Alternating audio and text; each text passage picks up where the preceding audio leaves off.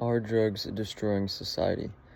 Drugs have been used in our world for around 100,000 years, whether it be as a natural substance or those artificially created. Drugs are used to help treat and prevent sickness, mental illnesses, and diseases. However, a lot of drugs are being used for recreational purpose of getting high. The ability to purchase these substances is also becoming increasingly easier for teens and adults. Most of these drugs are made for adults, but there are still children and younger people who need them. These people who haven't fully developed into their mind and bodies yet, or adolescents, are at a higher risk for developing an addiction or dependence on the drug. If doctors are going to be prescribing these medications to adolescents, there needs to be a higher regulation on how the medication is distributed amongst the teens. The availability of prescription drugs and the ability to purchase them is becoming increasingly easier.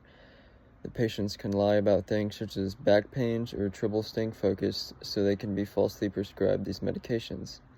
Patients who have already been prescribed substances that can be abused are at a higher risk for wanting more.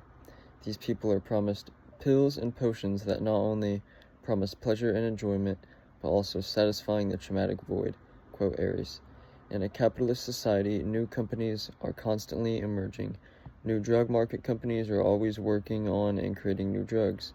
With this comes the ability to treat new people with chronic and everyday illnesses that we may not have been able to before. However, new and complex abuse substances are also being introduced. Things such as synthetic opioids, like fentanyl, are being created and distributed from pharmaceutical companies and within the streets. Other drugs, such as marijuana, which is common amongst young adults and teens, is being mixed with fentanyl. Most of the time, these people are unaware of the opioid in their marijuana, and because of this, overdoses are becoming more common. Since opioid use has multiplied by 14 over the last 20 years, the chances of adolescents getting their hands on and indulging in opioid use has drastically increased, quote Martinez. However, evidence is limited in the fields of treatment and effectiveness against drugs. The ability to abuse substances is becoming readily available for these adolescents. The risks and protective factors that come with substance abuse development are now a commodity in society. Substances are being sold with the promise to transform your personality, sex, life, and appearance, as well as improve your performance. Quote Aries. Aside from the negative mental effects these drugs can have on your mind, they can also cause a lot of physical health problems. These problems can affect the user or those around them.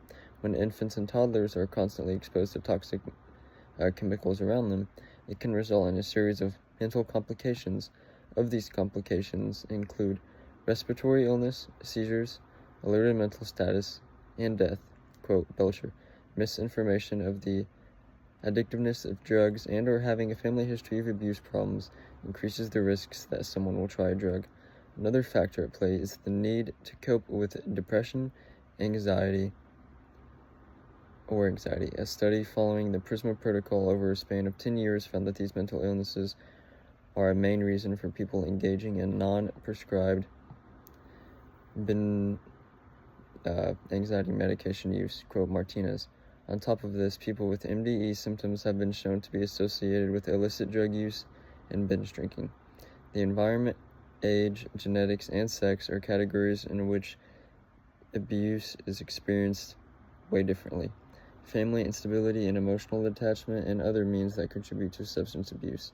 For example, adolescents experiencing peer pressure on top of feeling disconnected from those around them are at a higher risk of turning to drugs or alcohol. Conformity and peer pressure from abuse are found to be powerful influences, rewards, towards inappropriate behaviors such as illicit drug use and crime. In a study by Yama Pediatrics, they found that early drug use is in relation with violent behavior. They also noted that a coercive model of parenting is found within families that have children with substance abuse and delinquency, quote Belcher. From 2014 to 2022, a controlled self-assessment showed the motives for why adolescents use drugs or alcohol. Nearly 3/4 of the 15,000 teens aged 13 to 18 said they used substances to feel mellow, while 40% said they used it to cope with either depression or anxiety, quote Edwards. Loneliness can take a giant toll on the individual or those around them. Dr. Leslie Walker Harding, from the Seattle Children's Hospital stated that 70% of adolescents that abused substances also had a mental health condition. Parents and guardians who are either away for long periods of time due to globalized workforce or who have passed away are more likely to have children that turn to drugs for connection and support. Majority of crimes that are committed are shown to be carried out by individuals with a drug abuse problem. The National Institute of Drug Abuse has said that crimes carried out by people with drug problems usually occur while they're either high, coming down for a high, or trying to get more substances. These people are more susceptible to making irrational decisions caused by their addictions that can turn into severe negative outcomes. This is for either themselves or others. And at around 60% of incarcerated individuals that are jailed for drug offenses in the United States are, start quote from Carberg, in there for possession rather than trafficking or production, end quote. The United States has the highest amount of violent offenses around the world, with cases of about 2 million assaults annually. In just 2015, around 1.3 million people in the United States were put behind bars. The Bureau of Justice Statistics says that the majority of people are there for nonviolent crimes and drug offenses, quote from Carberg.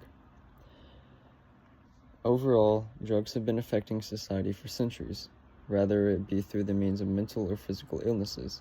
Since the 19th century, scientists have been finding new and innovative ways to create and patent these medications.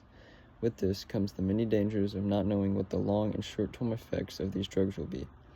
Rather, the drug is for a pregnant woman, and it's indirectly causing harm to the baby, or if it's for a man with back pain that has a family history of addiction to opioids. No matter the person, DNA testing and regulation on medication consumption needs to be mandated by law in order to get rid of society and ensure the population flourishes.